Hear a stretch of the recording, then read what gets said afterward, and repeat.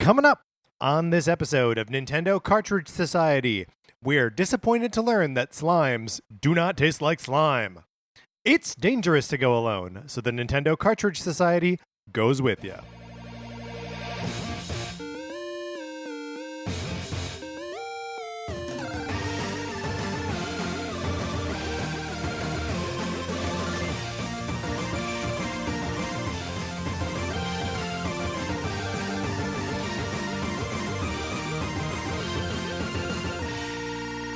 Welcome to Nintendo Cartridge Society. My name is Patrick Ellers, and I am joined, as always, by my co-host, Mark Mitchell. We have got a good show for you today. We are going to be talking about the news from the week, including the Disney Classic Games Collection, Aladdin and Lion King. No, they just call it Disney Classic Games, Aladdin and the Lion King. And then on Thursday, we're going to have a good old-fashioned Nintendo job swap. But in the meantime, Mark, how are you? Do you know one thing I'm doing great, thank you. Yeah, very good. One thing I don't think we did that we normally do is do a little tippy tap on the microphones before we start. Oh yeah, do you want to? No, I was going to invite you to do that now. But look, man, I'm monitoring everything. We're here doing a tippy tap with our voice. A tippity tap, and I'm doing a little like visual tippy tap. Mm-hmm. You know what I mean? Yeah, I absolutely know what you mean. Good. We're looking good. We're sounding good. It's the end of the summer, and we're doing that good too. I went to the beach the other day. Wow. Yeah, on Saturday. How was that? I got sunburned. Oh no. And played in the ocean. So the good with the bad. Yeah, Sarah and I played in the ocean. Got tossed around by some waves, and we said we're having summer fun. And that's really all anyone can ask. That's all you could possibly ask for. Here's one more thing you could ask for: Sonic Forces. My copy of it instead of yours or your friends or something. You can borrow my copy of Sonic Forces for the Nintendo Switch. All you got to do is email us at nintendocartridgesociety@gmail.com. I mail it to you. You send it back to me, and I'm technically mailing it back to me. You're just dropping it in a box. It costs you nothing. 0 zeros. That's true. 0.00. So get on that, Nintendo Cartridge Society at gmail.com.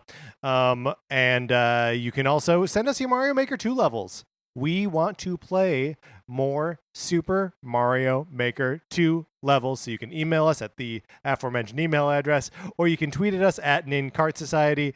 And we got an email from Teegan. Teegan says, "Hey guys, my name is Teegan, and I've been listening to your podcast for a couple of months now. Try my Super Mario Maker 2 course." And then Teegan shares the code, which we will have in our episode description. And then says, "Also want to know your thoughts on the Breath of the Wild sequel." So first, let's talk about this level. It was a ghosty house. Mm-hmm. And it starts you off with like 3 doors you got to go through, and each door presents its own little challenge that you have to collect some red coins to get a key. That was all cool and fun. I died a couple times, more times than I care to admit. Well, I got to say, I was totally delighted at all the Monty Moles. Yes. Oh man, there's a part of this where it's just like a wave after wave of Monty Mole. It's too many moles, but like in a fun way. Yeah. Yes, that's right. And then the level ends with a little bit of a dirty trick. Oh, I would say very much a dirty trick. Yeah. So there's. I guess we won't spoil it. Well, yeah, that's true. How do you feel generally about these kinds of tricks? Teegan, for shame. Teegan, look, there's. I mean, I'm not going to say don't troll each other, because like it's fun. Trolling can be fun. Yeah. But the fact that it ends, that this particular act of trollery ends in a death, an unavoidable death, and then you're not respawned like right, like if there was a checkpoint right before that, I think it would be like a million times better. I will go so far as to say big ups though to Teegan for the use of checkpoints. Oh yeah, use them checkpoints. We love it. And Breath of the Wild sequel. Oh, I'm super excited. Yeah, I mean, it's, unreasonably so. I sort of expect to be disappointed by this game. Really? Yeah, because I don't have any way of tempering my expectations. Oh, sure. Like, I just think I'm going to go in and be like, oh, yeah, this is going to be the best game ever made again. Right. And there's no way it can live up to that. No, I think that's super fair. It reminds me a little bit of Super Mario Galaxy and Super Mario Galaxy 2. Yeah. Both amazing games. Uh-huh. But there is something to just like the experiencing something for the first time where Super Mario Galaxy excels, even though Super Mario Galaxy 2 is maybe the better game on paper. I think it is. I think if I were to go back and play one right now, it would be 2. I think there's just more in it. And like for as much fun as it is to like run around Rosalina's starship, it is totally superfluous. And like doing away with that sort of like overworld is the right choice. And and again, maybe it'll be another like Bioshock 2 situation where Bioshock 2 is probably again like the better game mechanically, but there's something to experiencing Rapture for the first time that the second game could never recapture. Well, and the first Bioshock is just so like focused on like the environment and like the storytelling, right? Where like the second one is kind of They more like amp up the combat. Yeah, and you're like, oh, this is exactly what I didn't care about in the first one. What is the one thing that the Breath of the Wild sequel could like refocus itself on that is present in the first game that would make you go, oh, forget it, I didn't care about this component of the game at all? Korok seeds. It's just all Korok seeds? I will tell you what else. It's just Hyrule with 900 new Korok seeds. I will tell you something that if they added more of into the game, I'd be super excited. Is more Tingle. Oh, okay. I thought I don't know why, but I thought you were going to say more romance. Well, because I'm a romantic at heart. Yeah, that's right. Also, all of our hearts have been turned by Fire Emblem Three Houses. That's true. We have every single one of us. Sure. If they want to put Link as the professor at as like a magic school, that's fine with me too. Yeah, I'm way into it. So thank you, Teegan, for your email. And see, everyone, if you send us your Mario Maker 2 levels, we'll also answer some kind of question. And then, Mark. Oh, yeah. We just want to say thank you to Ben Brad, who gave us a 5-star review on Apple Podcasts. Giving a 5-star review for this show on Apple Podcasts costs you nothing. And it doesn't cost you anything anywhere you listen to this show. Maybe that's true. There might be some, like, pay-to-review podcast You services. shouldn't be listening to podcasts there. You should not. We appreciate the 5-star review, Ben Brad. We love it. Thank you so much. All right, Mark, let's get into what we've been playing this week.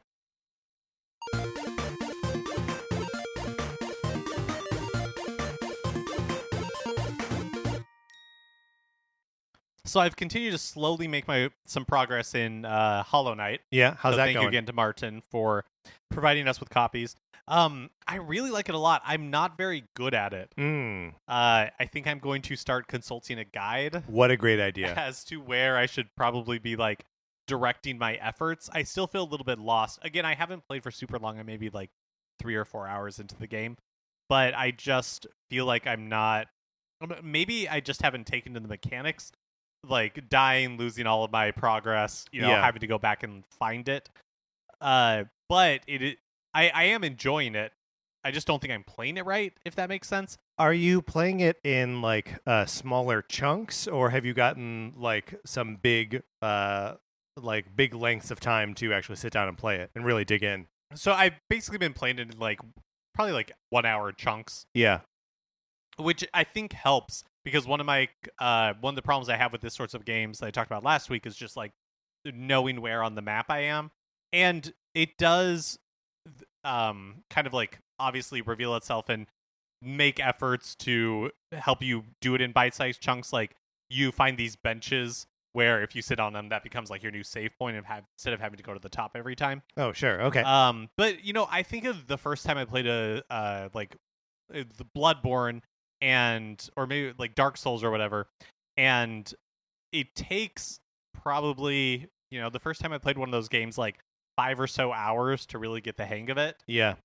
Before I wasn't like dying all the time, and I really understood like the mechanics, and so I'm kind of expecting the same sort of switch to flip here eventually, given enough time. Yeah, I feel like that is frequently the way in like that sort of Metroidvania style where like you just have this huge open map and just sort of you have to kind of train your brain to recognize the things that are going to be like, oh, I got to come back to this later. And like I remember crossing that threshold in the Messenger, and being like, oh, I understand how this world works and how it connects, and just like loving it then. But it is strange that it takes that like a specific instance of like, oh, now I understand it. I am really appreciating like the details of the game. Mhm. So just the animations, the music, the entire like aesthetic of it is really beautiful.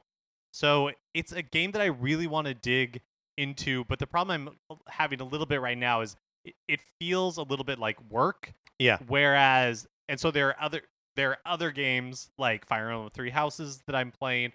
I picked up Phoenix Wright Ace Attorney. Right. Those are kind of like the siren song of those games, of like the comfort of Ace Attorney and just like the adventure and fun that I'm having trying to make progress in Fire Emblem Three Houses, that it's difficult to compete right now.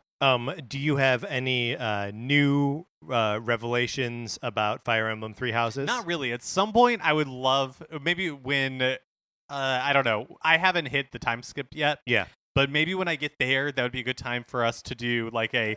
We should do like a spoiler cast, yeah, episode, and then maybe another one after I've like finished an entire playthrough. I mean, I think we should get Kelly Nugent on here, and we should do a spoiler cast, because she's playing through as the Black Eagles, you're playing through as the Blue Lions, I'm playing as the Golden Deer. Oh, this would be perfect. Yeah, so it's not to tip our hand, but that is going to happen, and it's going to be a super fun episode. So we'll talk more about Fire Emblem Three Houses later. You and I talked a really good game about picking up some games on sale, on Capcom sale.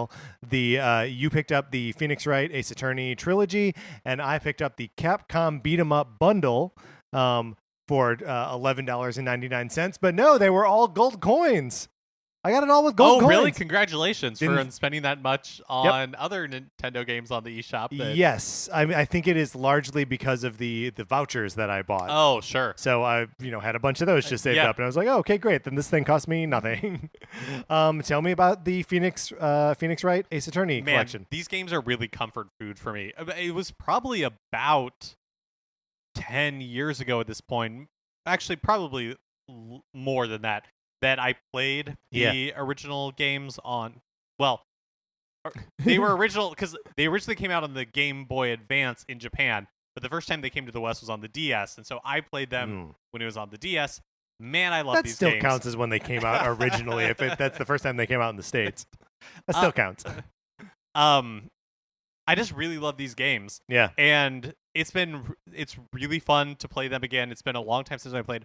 I'd picked it up on like the iPhone and maybe like the iPad release or something, but I never really enjoyed playing there.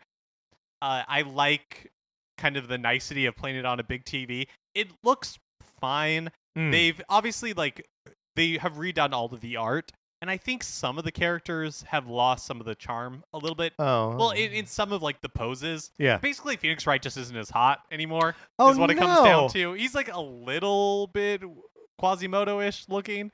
In some of the poses. Really? Yeah. I don't know. It's really weird. Overall, it's like if you've never played them before, you would never know. You would just be like, why is Mark so attracted to Phoenix Wright? You know what I'm saying? Which is something that you wouldn't have even known until listening to this episode. Right. I don't think I realized that you were attracted to Phoenix Wright. Well, it makes sense. Thank you. I mean, it makes a lawyer. I can he would take care of you. Would be comfortable. I could get so good at tanning. But yeah, it's great. I'm loving it. So how you picked up the Capcom Beat 'em Up bundle? I did, which was a game that was super attractive to me when it came out. Not in the same way that Phoenix Wright is to Mark. But I was just like, for whatever reason, $20 seems like too much for 7 games. I don't understand how we value video games.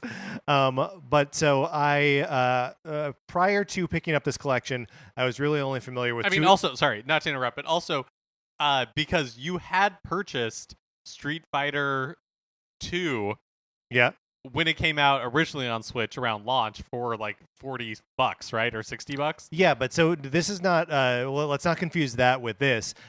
This is the Go ahead. No, I totally understand. I'm just saying, piggybacking off what you said about how we value games. Oh, yes. That how many times am I going to buy Street Fighter 2, including on the Switch? I'm gonna just buy it over and over again and spend $40 on it. But so prior to getting the beat 'em up bundle, I was only really familiar with two games in this collection. One is Final Fight, which is a game I've played a bunch, and I think I had on my PlayStation 3.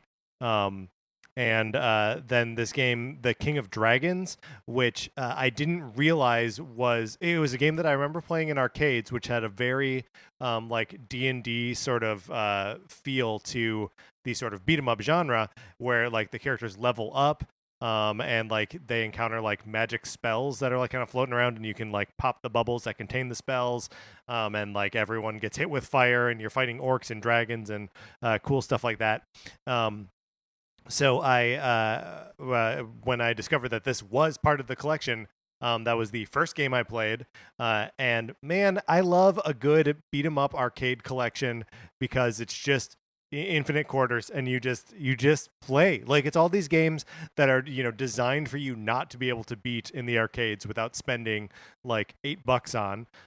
That like I could just I'd like it's no skin off my back if I have to continue 3 times on one boss. Who cares? And just like play through all of it. And something like that will take 35-40 minutes. And so I played all the way through King of Dragons, and I played all the way through Captain Commando, which I'd never played before, and Battle Circuit. And I believe Battle Circuit is the one that had never been released in the States before. And I gotta say, I don't know another company that does the kind of like rapid invention of like new stuff for really simple beat 'em up games the way that Capcom does. The playable characters in Captain Commando are nuts. And so there are 4 playable characters. One of them is the titular Captain Commando, who is like a reverse engineered Capcom mascot, Captain Commando Capcom. And so like he's like the most generic of them. And then there's like a mummy who wields knives, who's called Mac, like Mac the Knife. And then there's a like cyborg ninja named Ginsu. And then there's a baby piloting a mech, which is just called Baby. So it's a tiny little baby in like a green mech suit running around punching stuff. And all the enemies you fight and all the environments that you explore are huge and colorful, and it's just like the designs in this thing are amazing. And the same is true for Battle Circuit, which is I'm not even really going to be able to remember all the playable characters, but there's one that's like a little girl riding a pink ostrich. There's one who's like a green like plant monster, almost kind of looks like Shumagorath from like the Marvel universe. And yeah, I mean, it's none of these experiences are like super deep dives into like interesting gameplay, but it just has like a fireworks show of 16-bit like cool sprites and music that is just awesome. Like this package is great. I'm so glad that I picked it up. How is it playing it on Switch? I assume you're playing on the Pro Controller. Yeah, I'm using it Pro Controller, and I've just been playing it in the TV mode. So I haven't really taken it into handheld yet. But it's also got a lot of good like galleries and concept art that I actually flipped through and really enjoyed looking at. There's no like rewind feature or anything like that, but again, for games like this, you don't really need it because you just continue again at 0 penalty to you. That sounds really cool. Yep, I'm having a ton of fun with it, and I'm really looking forward to playing through the 4 other games in there. 4 other games, Mark. I have 4 more games to play. One of them is Final Fight, so like I've played it already. Anyway, that's what we've been playing this week. Let's get into the new releases and what we might be playing next week.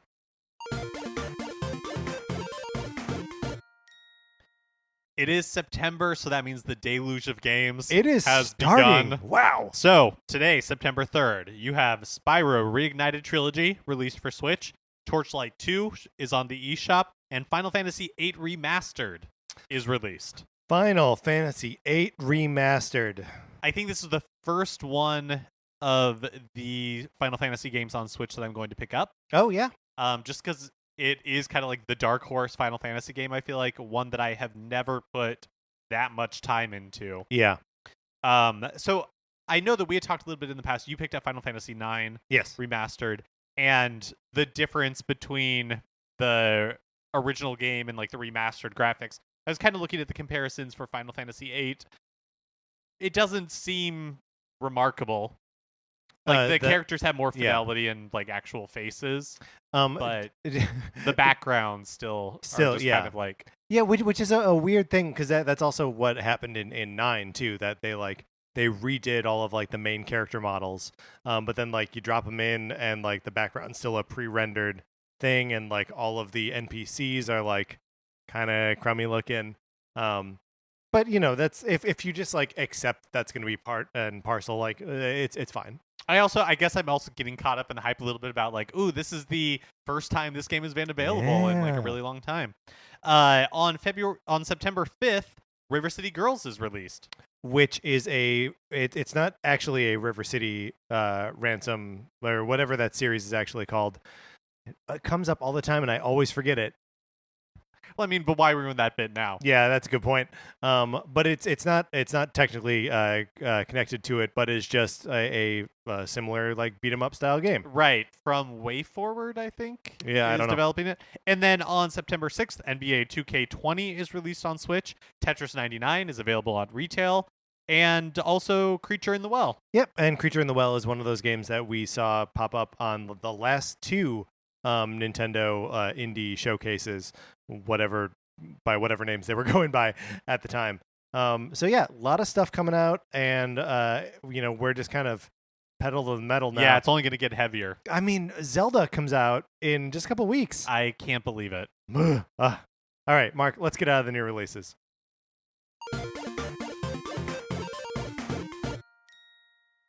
And now it's time for a regular segment on the show. It's time for 433. In 1952, American composer John Cage wrote a piece called 433, wherein a performer or group of performers didn't play their instruments for 4 minutes and 33 seconds. For the purposes of this show, our instruments are talking about Nintendo. So, for the duration of one performance, 433, Mark and I will talk about something not at all Nintendo related, thus fulfilling the contract of the piece.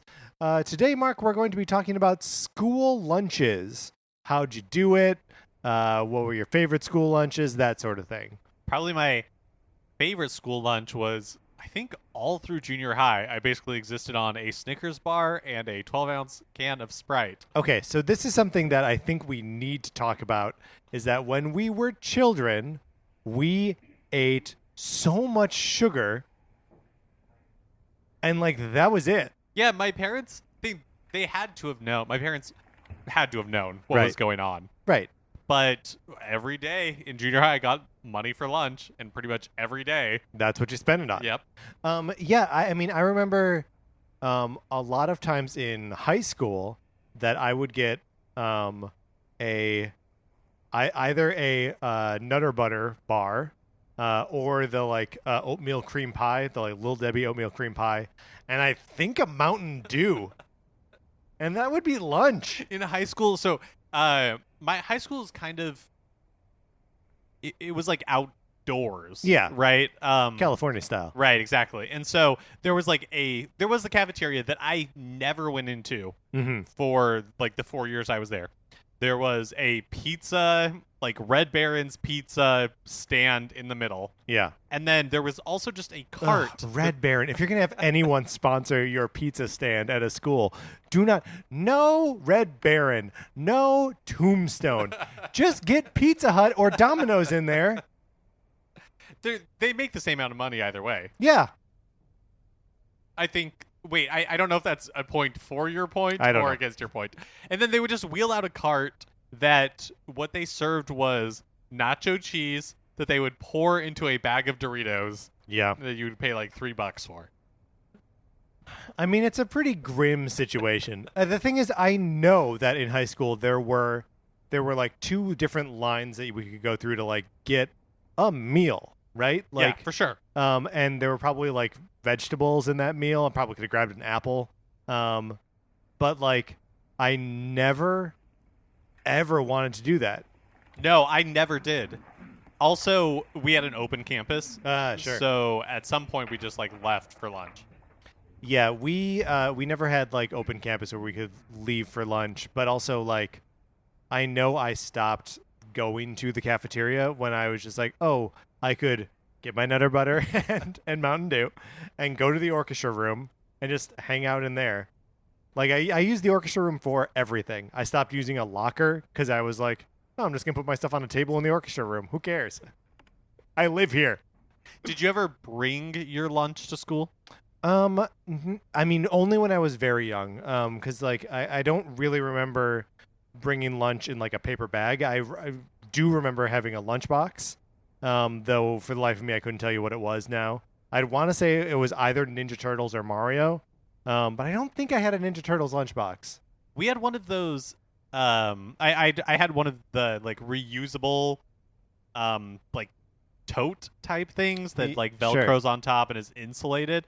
I had a lot of peanut butter and honey sandwiches as a kid. Well, I guess we will never know. We were accompanied today by the EBU Your Radio Orchestra. All right, Mark, let's get into the news.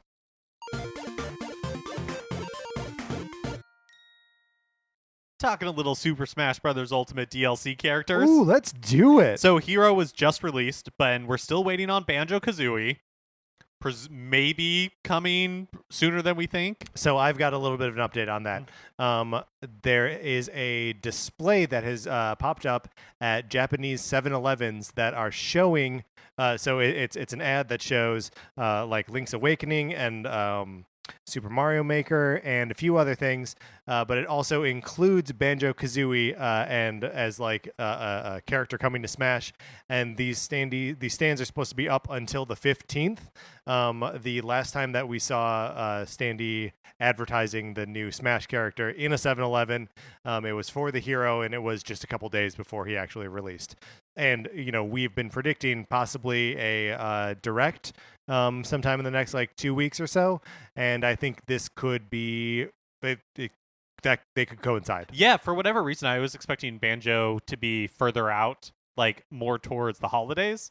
Maybe just because like Hero was just released, but I guess Joker was released not that long ago. So I guess, and the Piranha Plant not long before that. So I guess the cadence actually has been a much shorter than I had originally thought in my head. Yeah, well, I mean, if it's like 6 characters over the course of like a year plus, 15 months, then you gotta really keep up a steady clip. So that means there are, 2 more characters looming out there? Yeah, that we do not announced. know, yes. But there's already rumors about who the next DLC character for the game could be. The Nintendo UK page for Challenger Pack 4 had SNK, the game developer, mentioned as part of the copyright information on the page. So leading to speculation, of course, that an SNK character would be featured. What does that do for you? So I'm not much of a fighting game person. I feel like SNK did a lot of arcade games. Totally, and a bunch of arcade games, fighters, yeah. And that's just not something that I was ever super into. So I am always excited for a new Smash fighter. Oh, but totally. If they are from an SNK game, it doesn't like really move me. Yeah, I mean, I know that the new King of Fighters game was announced at Evo to much speculation and hype. So it could be a King of Fighters character. I think that would be pretty cool. I would love it if it were a Samurai Showdown character, because the new version of that game came out just a couple months ago and has been really neat, and they're supporting it with a lot of DLC. And also just Samurai Showdown is a cool franchise with like neat looking characters. But it is, even being a fan of fighting games and liking both King of Fighters and Sam Show, I'm just a little bit outside it in that I can't really predict or get excited about anyone until I see what it is. But I think it's gonna be good. I also think SNK makes a ton of sense. Totally. It's a historic gaming company who doesn't have a presence in Smash Brothers right now, and as we all know, Smash Brothers Ultimate has just become a video game museum, basically, in a really cool way. Totally. Well, and also like once Ken and Ryu are in there from Street Fighter, like, come on, you gotta put some SNK fighting game character in there. You gotta. Totally. I mean, although I do think I speak for everybody when I say just Where's put Ridley Sub-Zero? in it. Oh, what? Ridley. A bunch of Nintendo and Nintendo-related news coming out of PAX West this past week. first of all, Nintendo and Square Enix held a panel discussing Dragon Quest XI-S, which is headed to the Switch in about 20 days. Oh, sorry. Are you referring to Dragon Quest XI-S Echoes of an Elusive Age Definitive Edition? Yes, I am. Very good. The bit from the panel that probably shook the internet hardest was the fact that Dragon Quest famous slime enemies are in fact edible, and they apparently taste like lime. Now, I'm not mishearing you, right? They taste like lime? Yes, slimes taste like lime. Interesting. Yes, I mean, for one thing, slimes are blue. Yeah, blue slimes are blue.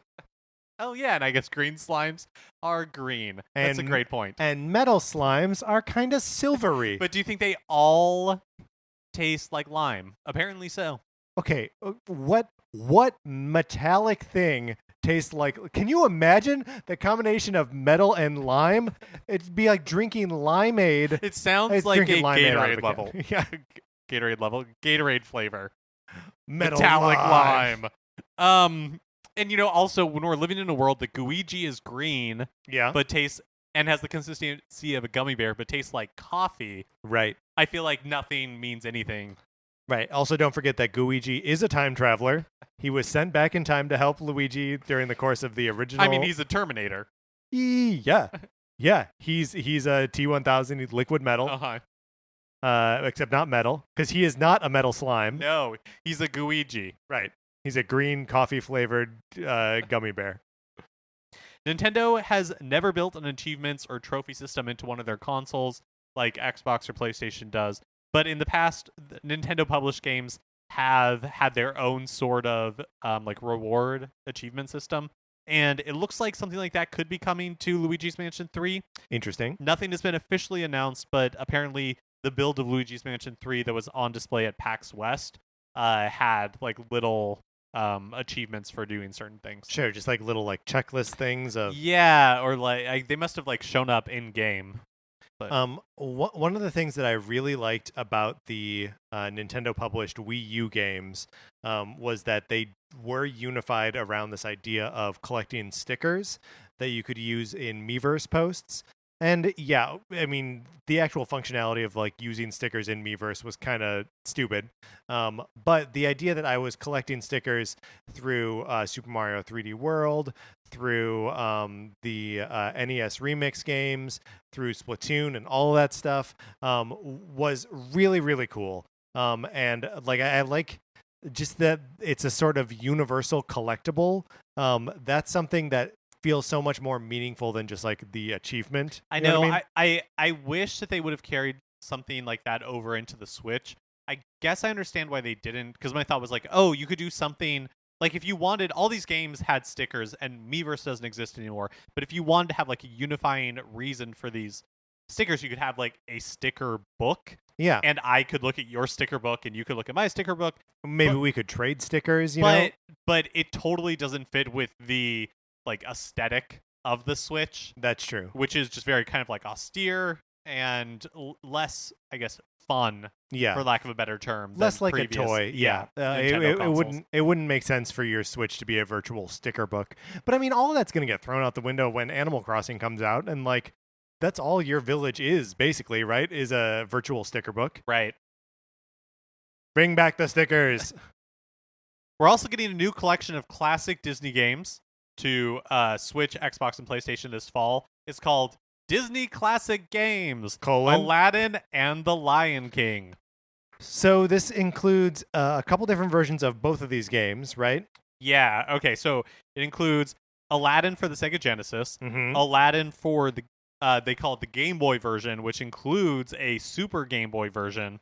So the Super Game Boy, of course, was a cartridge that you bought for the Super Nintendo that it had like a Game Boy cartridge slot on it, so you could play Game Boy games on your Super Nintendo, and they had a theme around it, and they were in color. It was pretty cool. It's pretty limited color, though. Like, it mostly just replaces the 4 colors of the Game Boy, and with like you can like kind of edit the palette. Yeah, definitely on not the like fly. a Game Boy Color type situation. Right. I have one of those. Did you know that? Super Game Boy? Yeah. I used to. They also released one for the GameCube. The Game Boy Player. Yeah. Yeah. I've never owned one of those, and am jealous of anyone that got to play them. Okay, so Back to Aladdin. there's also Aladdin Final Cut, which promises difficulty adjustments, camera refinements, bug fixes, and some additional surprises for fans, plus the trade show demo version that apparently hasn't been publicly available since 1993.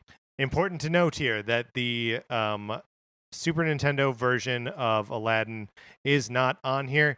It is a different game. It's maybe not even fair to say the Super NES version. Super NES Aladdin is a different game. It was developed by Capcom, and it is not included in this lineup. Famously by Resident Evil creator Shinji Mikami. That's right. So as far as The Lion King goes, you get the Genesis version. This one, you get the Super Nintendo version. Yep, and they're basically identical. The Game Boy version, also including the Super Game Boy version. The entire collection has a rewind feature. Yep. Also has a master play feature where you can just watch a pre-recorded basically video of it, except it's not video because at any point you can press the button and take control of the character. So it's basically if there's a section that you want to get past without having to actually play, you can just make the game play it for you. So I know these games have a lot of love from people who grew up on them. I, for whatever reason, even though I was a big Disney fan and a big Nintendo fan, never played either of them as far as I can remember. So I played the heck out of the Lion King on Super Nintendo. I've been hearing a lot over the last week since these games were announced, people saying that the Lion King game is too hard, and I would say that these people are cowards, because my little brother and I beat this game I don't know, 20, 30 times. We loved this game. Patrick, a founding member of the Lion King Get Good Foundation. That's right. The thing, okay, look, are there some difficult moments in the game? You bet. You bet there are. But it's really not, it's easier than like Mega Man 2. I mean, this also has a rewind feature. Yeah, yes. So take liberal advantage of that. And an autoplay feature if you just want to see it. I mean, all of these games, the Sega and the Genesis and SNES games, all are beautiful games, right? Like they've got really gorgeous animations and really feel like Aladdin and Lion King. It's a little bit weird to see them come out in the same year that we got re-releases of both those movies or live action versions of them, and they're not going to look anything like those movies, but whatever. Yacht Club Games held a Nintendo Direct style presentation late last week. Got a bunch of Shovel Knight related news. You bet we did.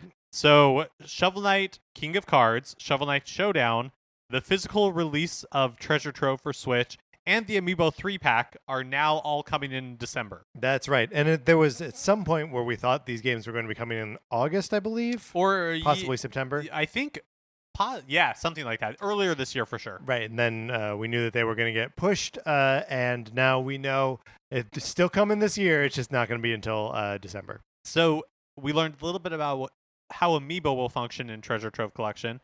The Amiibo will unlock new cosmetic costumes. They're cosmetic only. It unlocks challenges within each game's challenge mode, and it also unlocks a fairy friend. And who doesn't want a fairy friend? Apparently, the Amiibo, makes sense, will work for the Nintendo 3DS, the Switch, and the Wii U version of Treasure Trove. They're promising more Amiibo details to come. We also learned that in Shovel of Hope, they're adding a third option for character pronouns, so you can choose they and them. Good. And plus, there's a bunch more that they announced, but I didn't really understand it because I don't know the intricacies of any of the games or expansions after the original Shovel Knight. That's interesting. I didn't. I would understand that, but I didn't see any of it, so I can't. Just be know that here. it's out there. There's more out there. If you're looking for more information on Shovel Knight, you can find it. Also, they announced a brand new spin-off, Shovel Knight Dig, developed by Bomb Chicken developer Nitrome? Yeah. Not really sure how to describe it. Looking at the video, it's kind of reminds me of Shovel Knight meets SteamWorld Dig 2. Yeah, so it's not procedurally generated. It's like procedurally generated.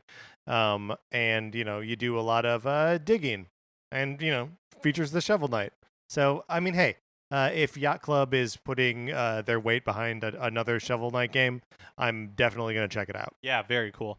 Capcom has officially announced the Mega Man Zero ZX collection coming January 21st, 2020. I think these were originally Game Boy Advance and DS games. Hey, Mark, you're right. So the first 4 Mega Man Zero games were all GBA games, and they were collected at some point on the DS. And I had this collection because I was like, oh, Mega Man games I never played. Let's go for it. I tell you what, I don't really care for them. They've got like this big overworld, and they're super challenging. And Do they play in the traditional Mega Man way? not really, Okay. no. Like they're a lot more, instead of like selecting what levels you're going to from like a menu. It's you have to get to them like in this like overworld level, which also involves a lot of like checking in with like your base, and all this kind of stuff. Yes, what we all wanted from Mega Man games. Busy work. Yeah, yes. And there's a lot of busy work in this, and then like you get into the action, and the action's super difficult, which isn't bad, but if that's the only thing breaking up like the monotony of, yeah, it's just they weren't my cup of tea It's when a I picked different up the flavor collection. of Mega Yeah. Man that didn't necessarily sit well with you. I think these were all developed by Inti Creates. Yeah, it could be. And then it includes those 4 Mega Man Zero games plus Mega Man ZX, which was the DS variety, and Mega Man ZX Advent, which I'm not sure what it is, either a remake or spin-off or something. Yeah, and I mean for Mega Man completionists, the Switch is starting to look like a great place to play a lot of Mega Man games. I mean, right now between the two, let's see, 6 in the first one, 4 in the second Legacy Collection, and then another 8 in the Mega Man X Legacy Collections. It's 18 games plus Mega Man 11, 19, and then another 6. It's 25 Mega Man games. So like, go for it, man. Play Mega Man. Never stop playing Mega Man. And finally, current writer of the Sonic the Hedgehog's comic book series, Ian Flynn, shared his pitch for a Super Mario Brothers comic for Archie Comics on his Twitter. You can follow him at InFlynnBKC.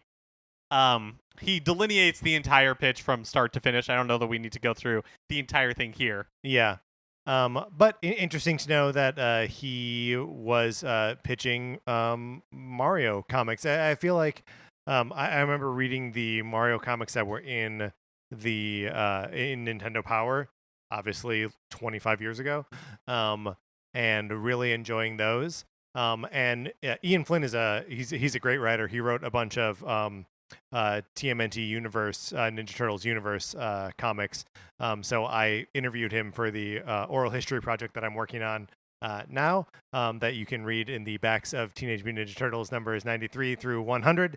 And he's a super thoughtful, interesting guy. So yeah, if he ended up actually following through on this at some point, Nintendo actually wanted him to do it, I would absolutely check him out. Yeah, I believe he said that he pitched them like this was years and years ago. Yeah. And that Nintendo of America was pretty interested, but just kind of stalled out with Nintendo of Japan. Interestingly, at the very end, he says that, looking back on it, if he were to do this again, he probably would have pitched a very different type of series. But that he thought it was just kind of like an interesting look at what could have been. Yeah, and if you're maybe looking for hints at what a Nintendo or a Mario movie might look like, maybe this is hints at that. Well, who knows? Nobody knows. All right, Mark, let's get out of the news.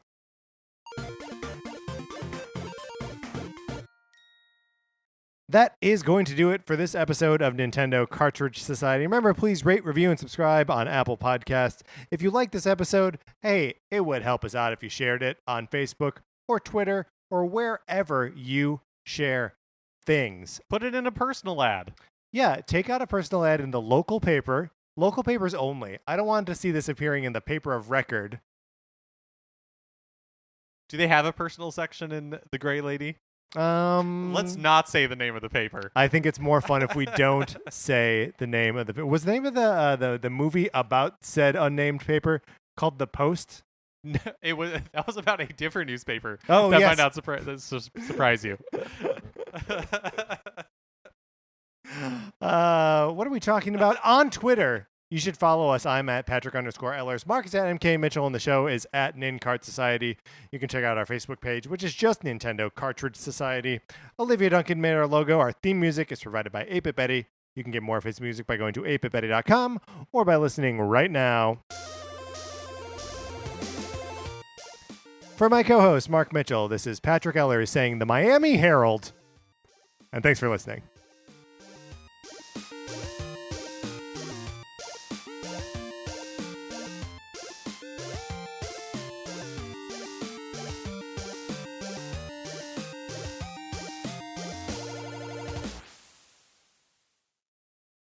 Hey, do you like comic books? Do you like brothers? Do you like brothers talking about comic books? You do. Okay, then, listen to this ad. My name's Will Hines. And I'm Kevin Hines. We are brothers as well as comedians. As well as huge fans of comic books. Like the Fantastic Four, which we are talking about a lot right now in our podcast, which is called... Screw It, we're just going to talk about comics. From Campfire Media, available from now until the end of time. Screw it, we're just gonna talk about comics.